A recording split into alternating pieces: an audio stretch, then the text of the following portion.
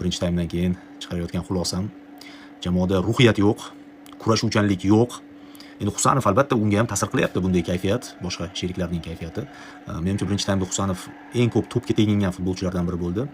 Asosan himoyadan to'pni oldingi chiziqqa yetkazib berishni ta'minlayapti.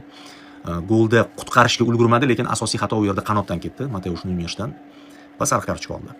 Umumiy jamoa fonida Husanov yomon o'ynamadi, lekin ikkinchi bo'limda nafaqat Abduqodir, balki City qo'shmasa bo'lmaydi. Ikki xil taym, ikki xil City. Guardiolaning darajasi shu joyda sezildi. Burilish yasadi, sxemani o'zgartirdi, temp qo'shdi va maydonda bo'sh zonalarni kamaytirdi. O'z imkoniyatlaridan manchesterliklar foydalanib ketishdi, Bournemouthga esa hujum qilishga imkon berishmadi. O'Reilly chapanotda juda ham samarali o'yin ko'rsatib, ikkita assist taqdim etdi.